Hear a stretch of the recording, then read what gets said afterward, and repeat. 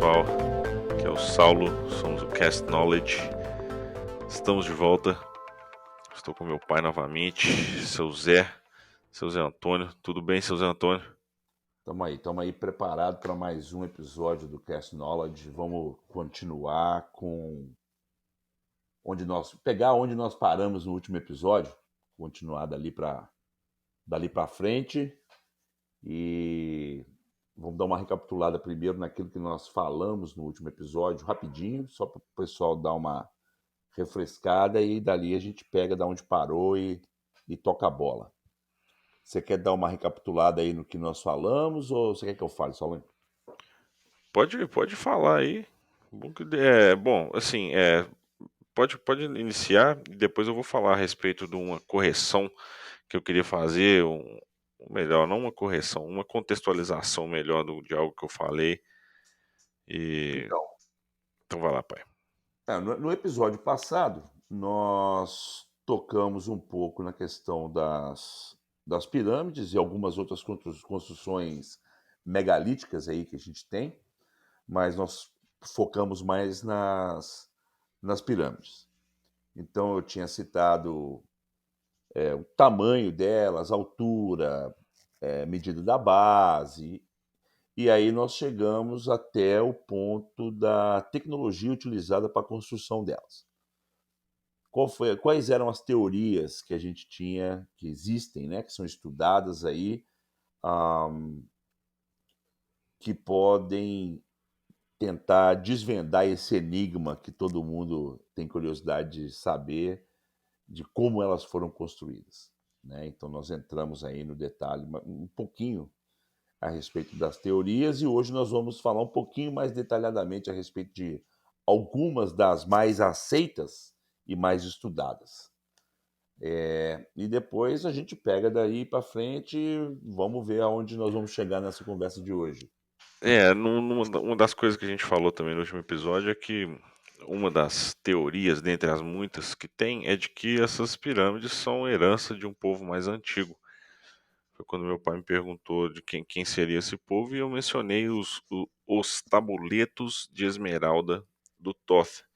E na verdade, essa história dos tabuletos de esmeralda é que eu queria esclarecer, porque é, após dar uma pesquisada boa no assunto, a verdade é que a única referência concreta que se tem é de um tabuleto, que seria esse tabuleto de esmeralda, escrito pelo Hermes Trismegistus, que é um ser lendário, praticamente mitológico, um mago, que da onde a filosofia hermética surge, né, justamente desses conhecimentos. Esse tabuleto seria o sumário daquele conhecimento, o sumo daquele conhecimento, de uma forma transmissível. E ele foi encontrado pela primeira vez num, nos trabalhos do Apolônio de Tiana. Inclusive, esses trabalhos, neles próprios, né, eles escritos em árabe, os próprios trabalhos dizem que eles são tradução de textos um pouco mais antigos, do aramaico e do grego.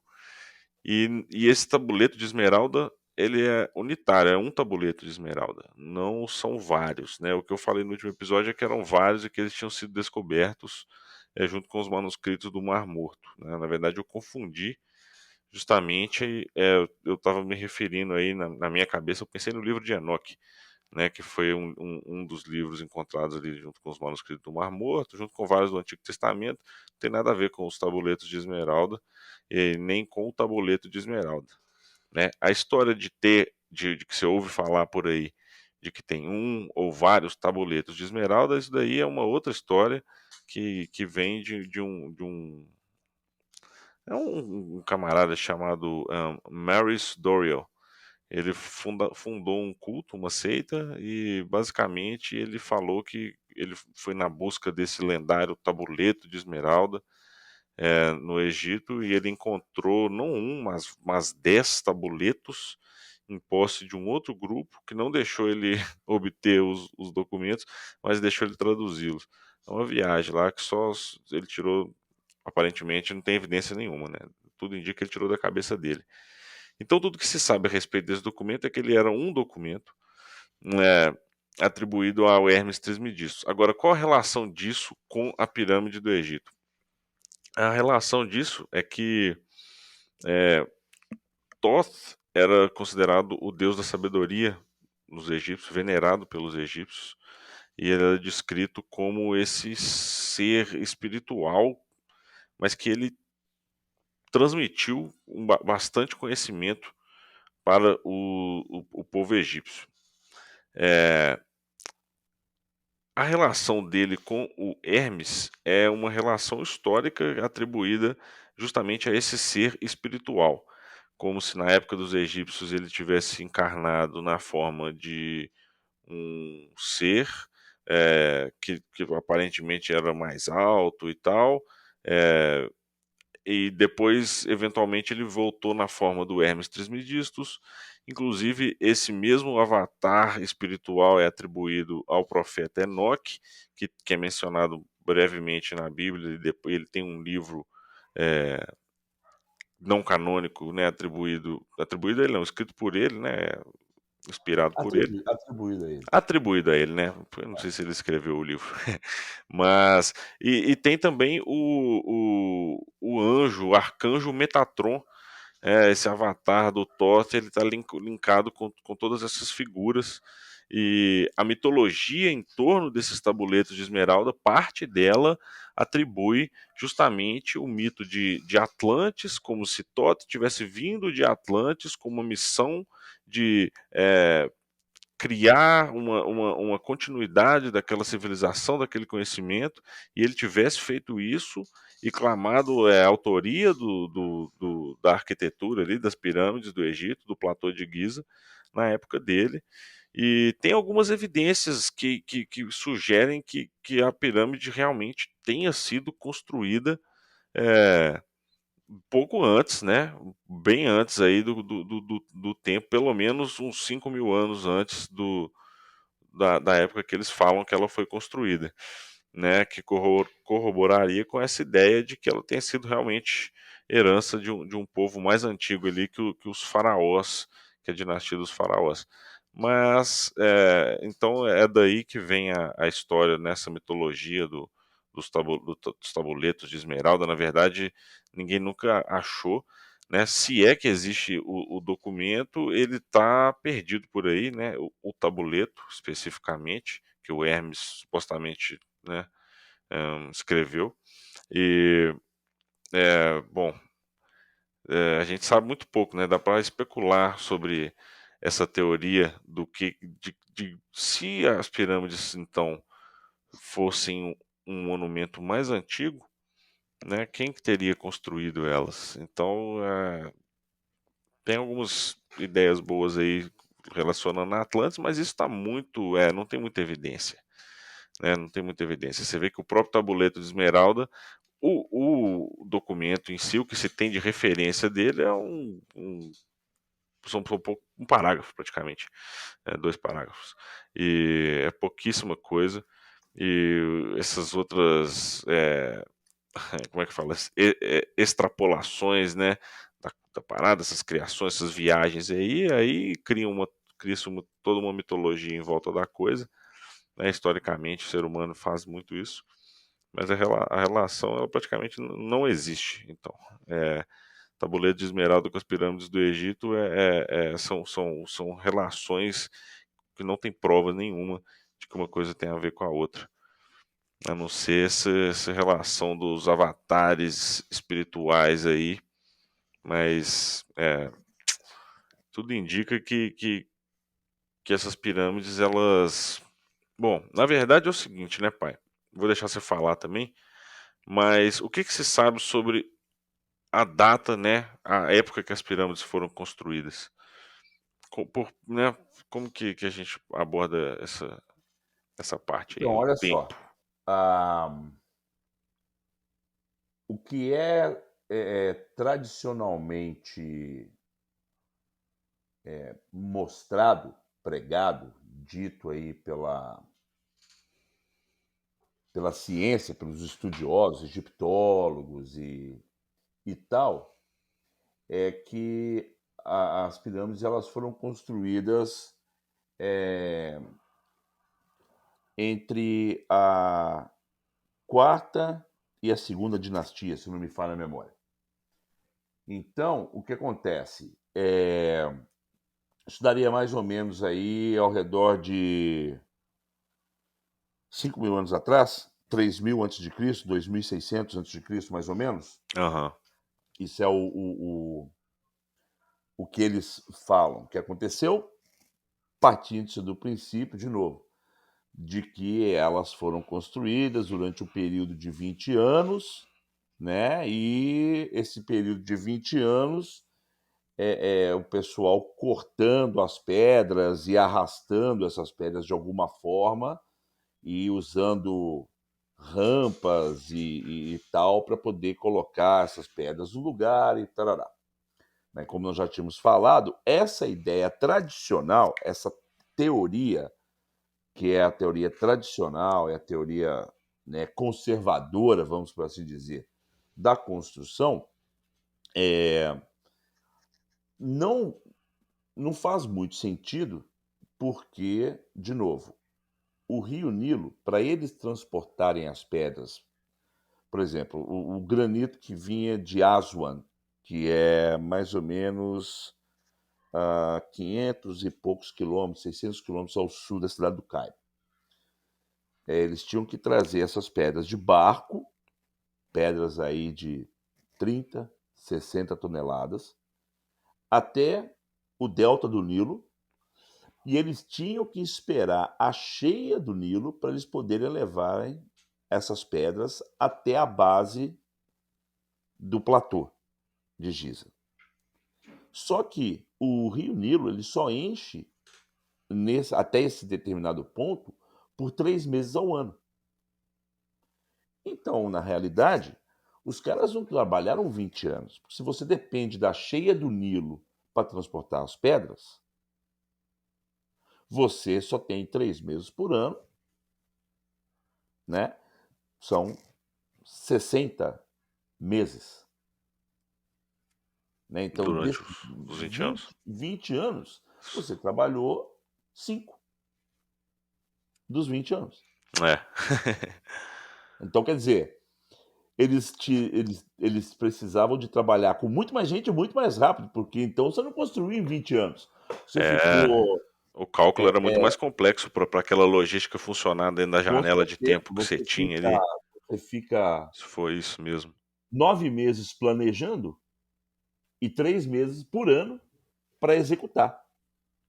Então, o que deu para fazer naqueles 3 meses, beleza, o rio começou a baixar, já não tem como fazer mais nada. Aí o que nós vamos fazer? Vamos planejar por mais 9 meses para executar de novo em 3? Não faz muito sentido. Uhum, Né? Não faz muito sentido. uhum. Então você cai, né, naquela teoria que a gente conversou, nós falamos antes, que é do concreto. É, essa é uma das E melhores teorias, na minha você opinião. você entra. Bom, vamos lá. Nós temos que admitir que essas civilizações antigas, tanto os egípcios, nós vamos depois falar dos maias, astecas, incas, ah, Olmecas. os olmecas e tal, eles tinham um puta conhecimento matemático, Uhum, eles tinham um conhecimento muito grande de astrologia, astronomia, uhum, né? Principalmente quando a gente fala das civilizações antigas, se você pegar os maias, eles tinham signos para cada mês do ano, do calendário uhum. deles e tal. Os egípcios também. Então eles tinham astrologia e Sim, astronomia. Um conhecimento sim. muito, muito profundo de astronomia, de posição dos astros. Eles conseguiam prever com exatidão assim absurda, exatidão de hoje os computadores talvez consigam fazer isso, faziam isso na base do cálculo matemático deles lá, eles conseguiam prever solstícios e eclipses, alinhamento de planetas, alinhamento do Sol com a Terra e com outros planetas, alinhamento da Terra com outros sistemas solares. Isso a gente estava até falando hoje mais cedo no telefone, aquela hora, e é algo que, assim, você vê em todas as civilizações, né, que chegaram a construir esses templos megalíticos antigos, os egípcios, os astecas, os toltecas, os maias, os incas.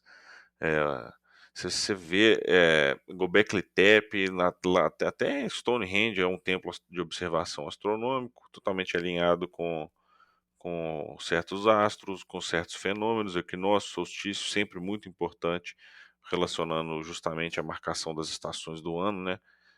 Sempre foi de extrema importância. E a gente comentava justamente assim, esse fascínio deles com o céu, né? É, essa ideia de construir de forma de refletir essa harmonia do céu nas construções e alinhar, ela tem tanto o fator astrológico, né, esotérico, muito da questão espiritual do pessoal, e né, também tem o fator matemático puro ali de sim, do fato de o céu ser o melhor relógio de todos, nunca vai atrasar, nunca tá errado.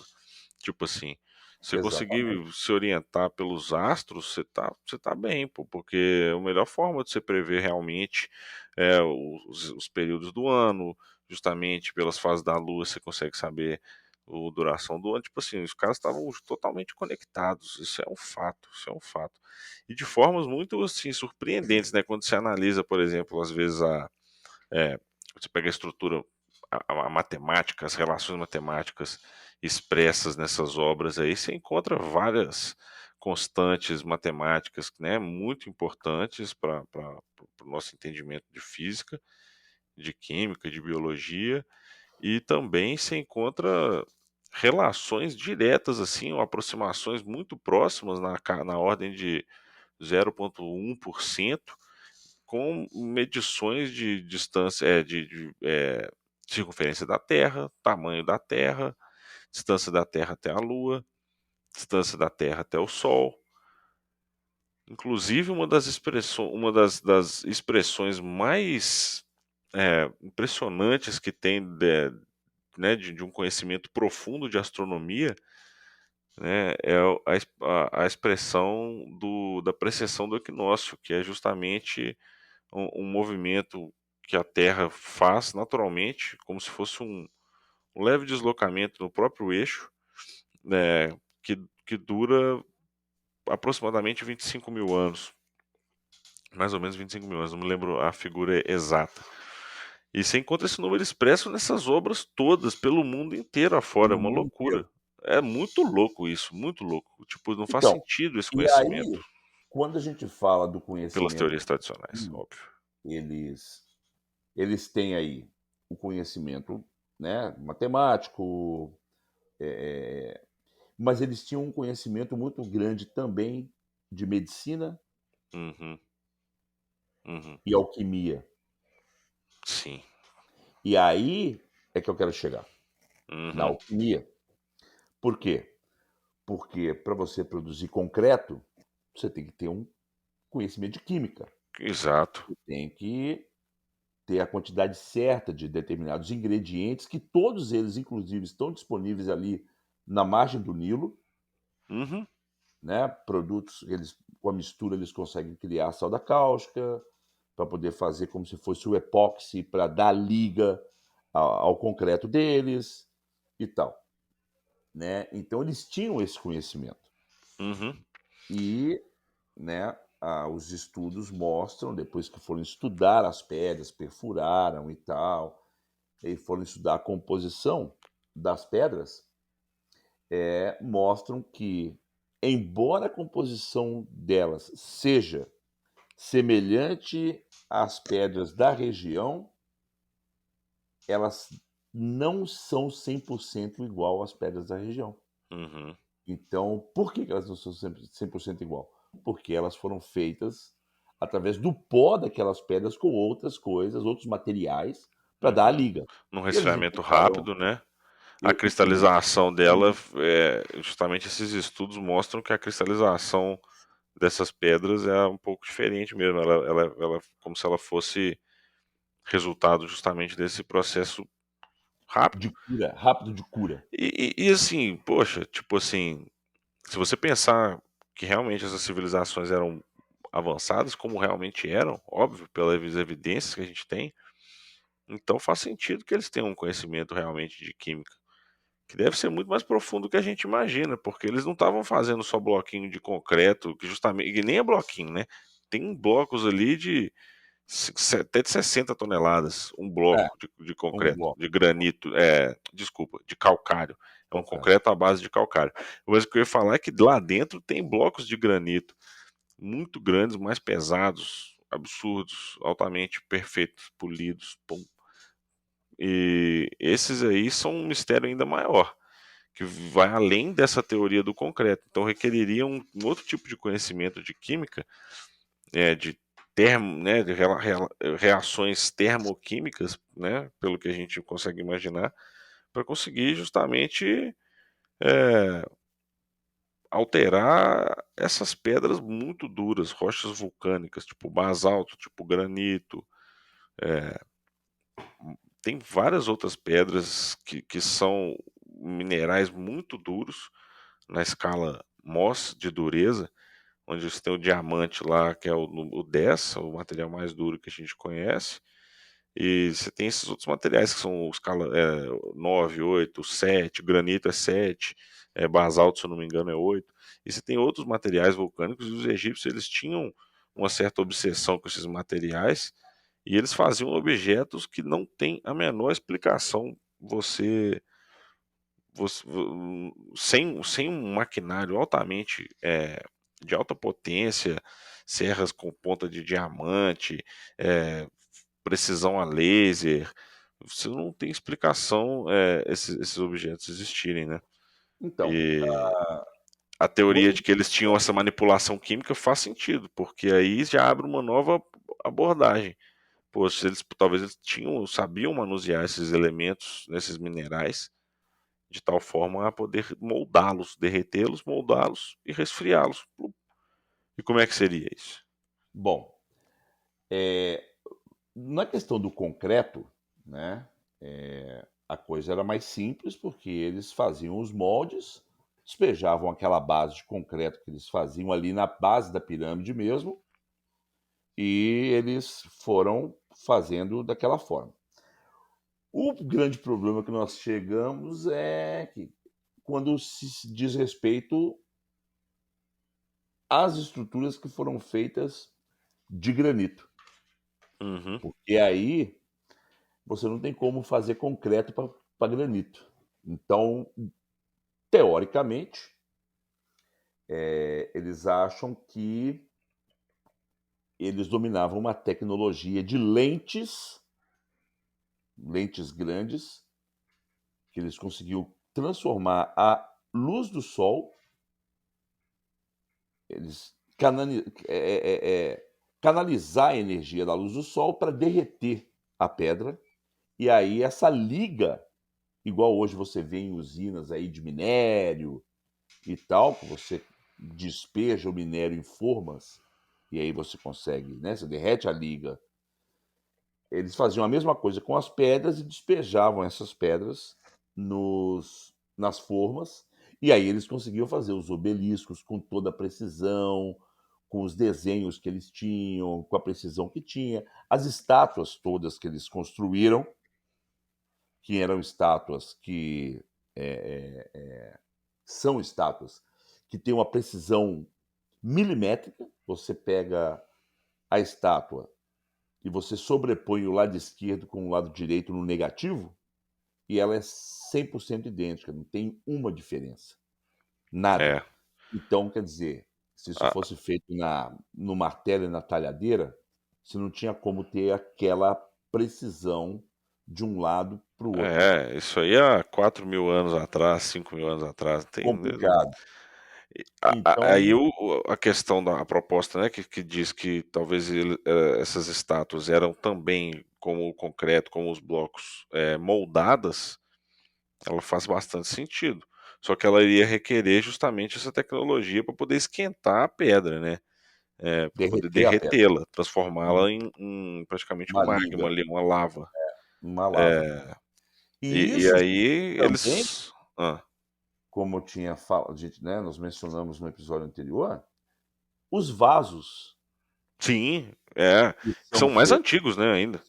então, você tem vasos mais antigos, eles são polidos como se fosse um espelho do lado de fora, e do lado de dentro eles acompanham o relevo do lado de fora. Só que, como é que você explica que o cara consegue fazer o relevo do vaso da mesma forma que ele é por fora, ele é por dentro? De uma pedra de dureza 7, 8? É. Não dá. Então, quer dizer, tem que ter sido feito através de um molde. Não tem outra explicação para isso. Esses artefatos, esses vasos que a gente está falando, nós vamos colocar o link na descrição do episódio para vocês poderem, né, dar uma olhada. E, Você e- tem e vários desses vasos expostos tem no Museu vários do e vários. Cairo, em vários outros museus no Egito. Você tem esses vasos expostos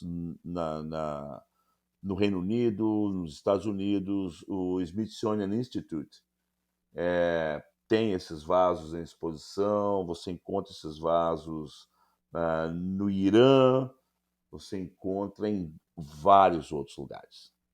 Então, assim, É fascinante, aquele vai pedaço ali quem do quer ver. mundo, o Oriente Médio, realmente tem muita coisa muito ancestral ali, realmente é uma área muito, muito interessante para a civilização. Agora, justamente essa que tecnologia que seria essa, né, que derrete pedra? Porque a gente não tem muita evidência, né? Na verdade, não tem nenhuma evidência de que eles tinham, por exemplo, a melhor teoria que eu já ouvi falar, que a gente, né, já discutiu a respeito, são que eles teriam usado grandes lentes solares. Então seriam lentes que eles tinham tecnologia para fazer, né? A partir da areia, e eles construíam essa lente, e eles tinham matematicamente o cálculo certinho da curvatura da lente para poder canalizar raio solar com intensidade igual a gente com uma lupa usaria para queimar um papel. Eles criavam uma lente grande o suficiente para poder derreter as pedras. E tem uma tem um certo obelisco, né? Se não me engano, na cidade do Cairo, que ele parece que está caído no chão, como se ele não tivesse sido concluído, Em né? Aswan. Em Aswan, Aswan. mais para Uhum. baixo do Cairo ali. E Deixa tem eu umas marcas nele, como se fosse como se algum raio muito quente tivesse de fato queimado, assim, tipo, parece que eles estavam testando o raio de luz, né? Se essa teoria tem alguma validade, se de fato, né? É, esse obelisco específico tem umas marcas nele que elas parecem muito, né? E realmente ele é feito de uma pedra também muito dura ali, e é tão uniforme a marca, realmente difícil de imaginar alguém fazendo uma marca tão perfeita como aquela ali com uma talhadeira, não faz sentido. Ainda mais uma marca aleatória num obelisco que nem foi, né, erguido, tipo assim, não faz sentido nenhum. Ela é como se, a marca ela é como se fosse um risco, sim, mas um risco perfeito, retinho, parece que foi feito rapidinho, assim.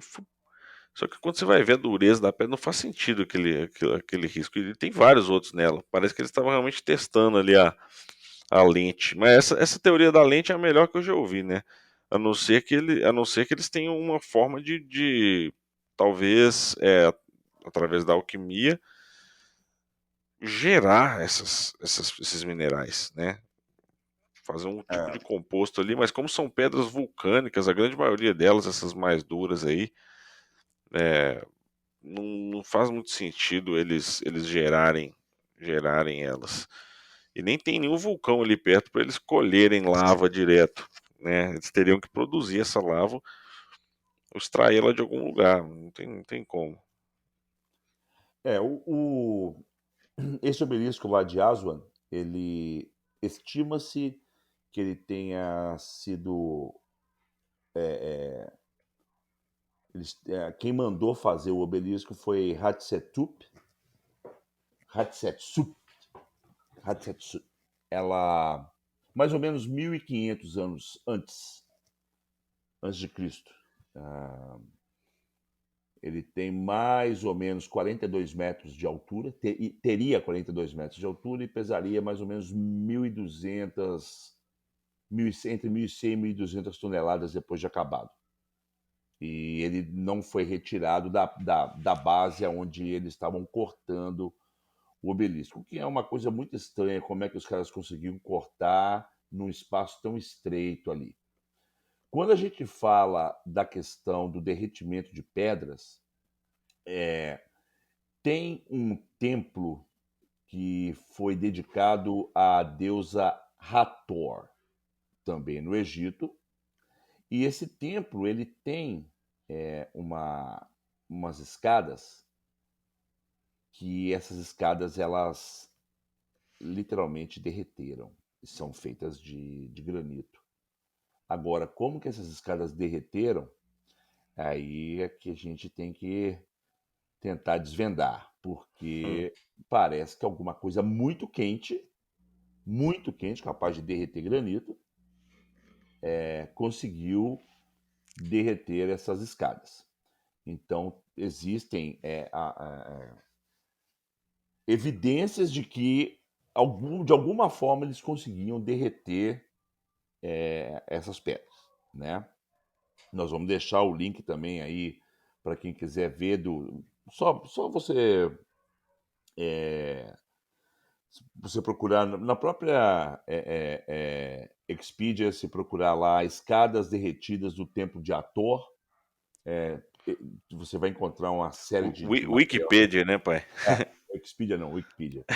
E aí a gente deixa aí o link também para o pessoal dar uma olhadinha nisso. No que diz respeito ao conhecimento de química, alquimia, o Dr. Justin Sledge, lá do canal Esotérica, Uhum. ele fala Excelente muito canal. a respeito disso, Uhum. a respeito desse conhecimento que esse povo antigo tinha De alquimia, né? de Uhum. alquimia e de matemática. Ele sempre aborda tanto a questão dos cálculos quanto a questão da alquimia e do conhecimento de química que esse pessoal tinha. Não vamos nos esquecer que mais ou menos aí 4.000 anos, 4.500 anos antes de Cristo, os nossos amigos egípcios já faziam cirurgias no cérebro, já Sim. faziam prótese para membros amputados. Uhum. Então, os caras tinham um conhecimento ali Tinham que era técnicas elaboradíssimas de muito, mumificação, né? muito. Retirar órgão. É, Uma eles outra. eram fodidos mesmo. Ah, cara, o cara ter condições naquela época com um- uma furadeirinha lá, vai saber, uma broquinha, fazer cirurgia de cérebro, mano. É, como assim, né? Tipo assim, como que ele cortava a parada? Como que era isso? Eu tenho que pesquisar um pouco mais a respeito disso, depois num próximo episódio aí, mais adiante, eu trago informações mais detalhadas a respeito. Mas eu ouvi uma conversa de que os egípcios conseguiam fazer cirurgia embrionária. Eles operavam o feto antes do nascimento. Então, se eles Porra. conseguiam fazer uma cirurgia embrionária, eles tinham como enxergar o feto para saber qual era o problema que eles tinham que operar. É. Não? Mas isso aí eu tenho que pesquisar para ver se isso é Mas de verídico. fato, a medicina ela foi muito avançada lá no Egito, né? Isso aí a gente tem bastante evidência disso. E Marco Polo, né, quando você lê a respeito das viagens de Marco Polo ele foi para o Egito para estudar medicina, uhum, né. Acontece um monte de coisas durante a viagem dele e tal, mas a intenção dele era ir para o Egito para estudar medicina. Dentre essas teorias que a gente está falando aí da criação das pirâmides, só para a gente fazer um apanhado geral aí, nós falamos da tradicional, que é corta a pedra, põe no barquinho, leva, 100.000 pessoas trabalhando, põe uma pedra em cima da outra, papapá, vai fazendo ali. constrói umas rampas e E uns. Como é que chama aquele. Scaffolding? Como é que fala scaffolding em português? andaime, Andame. E uns andaime, andames. Isso, que vão. guindastes. Exatamente, que justamente gasta mais material no andame do que na própria pirâmide, né? Tipo A assim. rampa seria uma obra muito mais suntuosa do que a pirâmide em si, só para construir a pirâmide. Essas teorias Então, quer elas dizer, são nós boas. temos essa tradicional, nós temos a do concreto, que na minha opinião é uma das mais razoáveis. Razoáveis, razoáveis. Não É, explica a datação, né? Ela poderia ter sido realmente construída na era que é atribuída ali a ela, 5.000 anos atrás, ou também poderia ter sido antigamente, mais antiga, é, há mas, mais tempo. ao menos é uma teoria plausível, É plausível, sim. né, plausível, de concreto e tal. Mas tem umas E aí teorias aí que são um pouquinho mais sci-fi, né? então, agora eu ia chegar numa delas, que inclusive nós estávamos discutindo a respeito disso hoje, que é a da levitação acústica, né, Uhum, levitação acústica. E aí, quando a gente fala do conhecimento que eles tinham de matemática e tal, até nós citamos isso no episódio passado a respeito de propagação de ondas sonoras. As pirâmides, elas têm uma propriedade de propagação de ondas sonoras tem. muito interessante, que Uhum. foi meticulosamente calculado para vibrar naquela determinada frequência. Com certeza, né? A matemática toda expressa no monumento inteiro quando você descobre uma propriedade dele, tipo a ressonância dele ser precisamente com a frequência, é, você pode suspeitar que tem coisa aí. Não é por acaso, não. Com certeza é meticulosamente. A seleção dos materiais, a dimensão das câmaras, né? Se não me engano, a frequência. Eu esqueci quanto é a frequência. Eu vou descobrir e vou trazer essa informação. Mas 432 Hz que você tinha falado? eu acho que é 440 Hz, na verdade, a frequência da pirâmide. Eu não tenho certeza se é o F, é o Fá sustenido, que seria a nota. Mas Então, eu. agora quando a gente está falando aí, quando você entra nessa história da levitação através de ondas sonoras, o que que você descobriu aí, Saulinho? O que que a gente tem aí de estudos a respeito? Bom, espera aí só um minutinho. Bom, essas teorias mais sci-fi aí são muito interessantes, porque uma delas é de que eles teriam né, os construtores das pirâmides, justamente quem construiu aquelas estruturas, teria umas tecnologias que a gente não conhece, tecnologias de outra natureza. Então, essa da levitação acústica é uma tecnologia que a gente já conhece, né? A gente não utiliza assim em grande escala para erguer obras e tudo mais. É, no caso, se a gente fosse reproduzir isso hoje com alto-falantes, eu acredito que precisaria de ser alto-falantes com uma potência altíssima, né?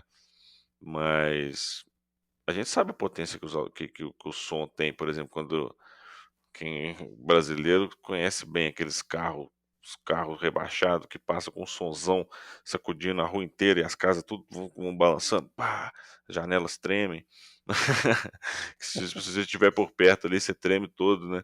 Então, assim, essa propriedade das ondas sonoras é conhecida.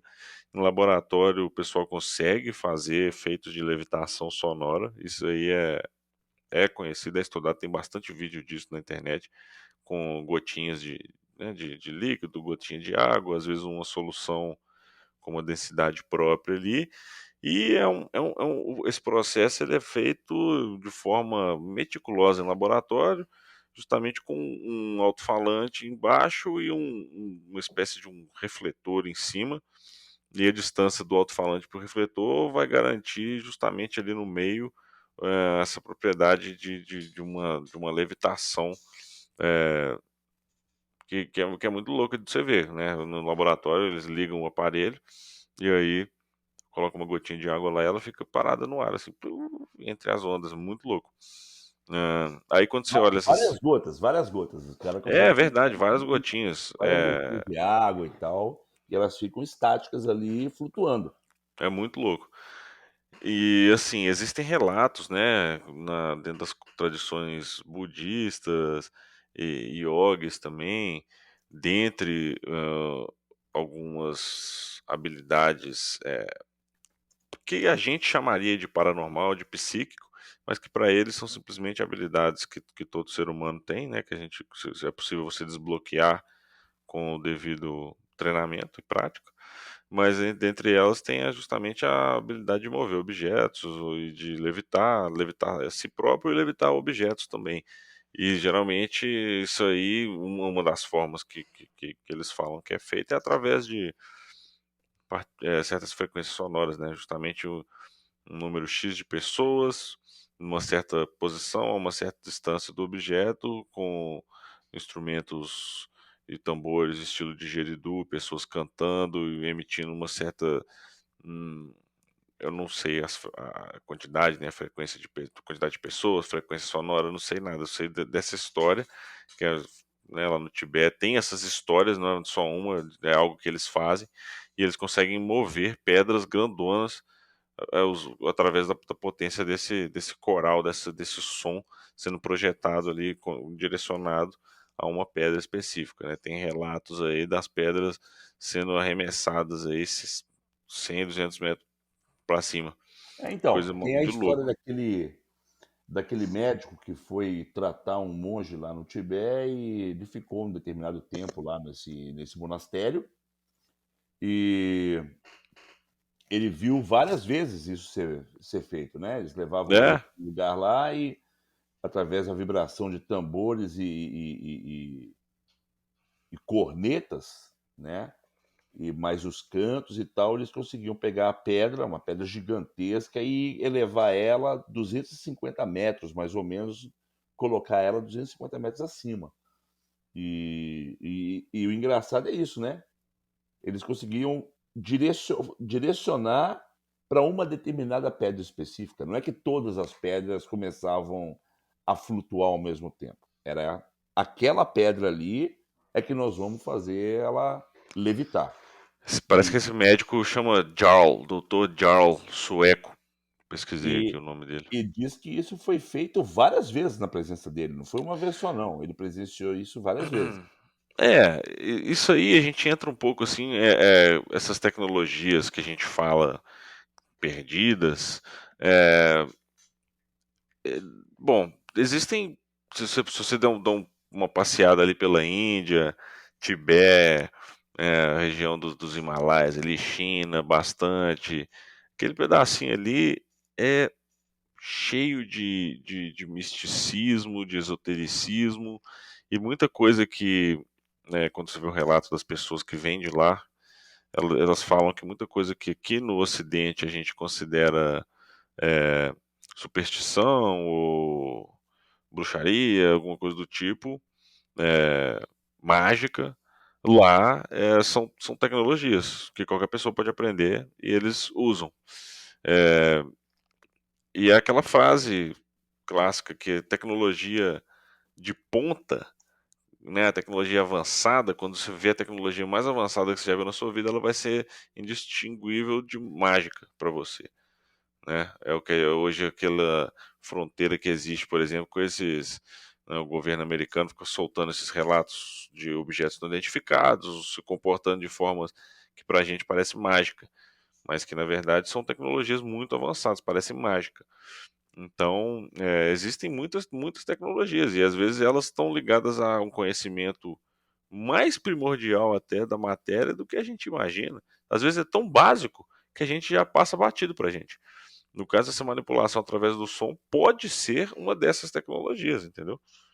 Que é uma coisa que pra gente é meio, né, não faz tanto sentido no nosso contexto social hoje em dia, o nosso tipo de ferramenta, mas que às vezes é uma propriedade tão fundamental da matéria e da forma como a energia se propaga no espaço que às vezes faz sentido, né, essas tecnologias. Corrobora esses relatos, corrobora essas versões que a gente escuta. Aí a teoria de que isso teria talvez sido uma tecnologia usada na construção das pirâmides, ela é né, uma teoria que está bem assim out there, mas que dá para pensar sobre, né? Então, e o que que é interessante a respeito disso, né? Existia realmente um um propósito muito bem calculado para a construção desses monumentos. Ah, ninguém chegou ali e falou: "Ah, vamos fazer aqui, porque esse lugar aqui é mais planinho, dá para fazer aqui". Não. Uhum, Localização, orientação, orientação geográfica, orientação cosmológica, porque, por exemplo, a pirâmide, elas têm uma orientação do norte real, não o norte magnético, o norte real. E aí, a diferença é de 0,003 graus, que é basicamente zero. Mas essa pequena diferença que eles medem hoje, eles, né, eu estava lendo a respeito, e tem alguns estudiosos que atribuem essa diferença à movimentação da crosta terrestre. Então, conforme né, os continentes eles continuam se movimentando, né? As placas placas tectônicas, tectônicas. elas continuam se movimentando. Uhum, E é sabido hoje que o continente africano está se dividindo. Tem uma fenda, e ele está se dividindo. Muito num futuro, né, para nós, um futuro muito distante, porém, cientificamente falando, um futuro breve, uhum, vão ser 2 continentes ali. uhum, A África vai ser dividida ao meio. E uhum. essa movimentação é o que causou essa O diferença, desalinhamento. o desalinhamento, exatamente, Uhum, porque uhum, as pirâmides elas se meio que moveram junto com a placa tectônica e uhum. saíram um pouco fora desse alinhamento. Porém, elas eram perfeitamente alinhadas, segundo alguns desses estudiosos. E aí, o que é mais intrigante dessa história toda é, independente da técnica utilizada para construir, se eles usaram concreto, se eles dominavam as lentes para utilizar a energia solar, canalizar a energia solar para derreter as pedras, ou se eles usaram levitação acústica, ou se eles utilizaram da forma tradicional, na marreta ali, no martelo Vocês e usaram na ferramentas metralhadora, alienígenas que foram, e tal. né, desapareceram? A grande questão é, de quem é que eles aprenderam isso? Quem ensinou para eles quem passou, quem transmitiu esse É, conhecimento matemático? essa pergunta sempre vai existir, né? Tipo assim, você nunca vai chegar sempre vai ter algo anterior à origem, mas e o que tinha antes? Então, se realmente, né? Se realmente eles tinham toda essa tecnologia, a realidade é que não poderia ser uma civilização humana que tinha acabado de sair da época de caçador né, e nômade, e de repente houve uma renascença do conhecimento. Misteriosamente, eles simplesmente inventaram todo esse conhecimento matemático, toda a medicina, todo o Outra conhecimento coisa, químico.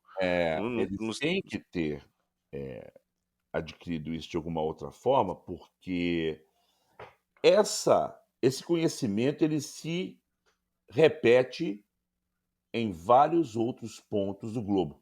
Uhum. Não é que Exatamente. isso é uma coisa localizada só ali no Egito. Como eu tinha Não, falado não antes, mesmo. inclusive nós temos relatos de pirâmides construídas aonde é o Sudão, hoje, que são mais antigas do que as pirâmides do Egito. Existem muito mais pirâmides no Sudão do que no Egito, inclusive, né, e você tem a mesma repetição de orientação geográfica, Uhum. orientação, com os astros, astronômica, Astronômica, é. dimensões, relações matemáticas entre base e altura. Aí você pode até aprofundar mais com π, Fi, o φ, a esfera, a esfera não, a espiral, né? Como chama? Fibonacci.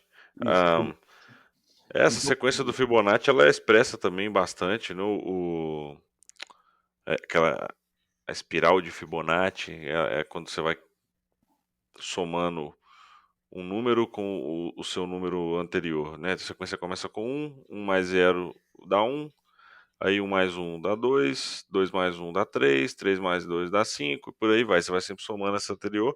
Você pode fazer quadrados e conectando eles, né, os quadradinhos um do lado do outro, com essas dimensões, evoluindo segundo essa progressão, e ele dá uma espiral que também é expressa em várias dessas obras, né? É muito louco essas relações matemáticas expressas aí. Tem relatos, inclusive a gente pode colocar os links aí embaixo, quem quiser dar uma pesquisada. Relatos não, pesquisas na verdade, né?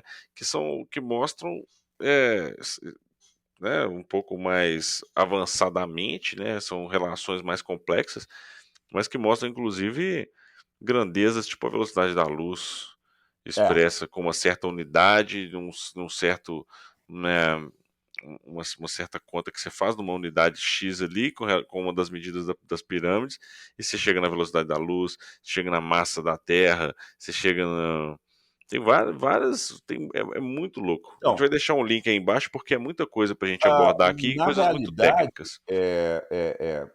acho que mencionar novamente, né, no nosso canal existe um playlist nosso, Uhum, as pessoas podem ir no nosso playlist, e no playlist tem todos os vídeos que a gente assiste.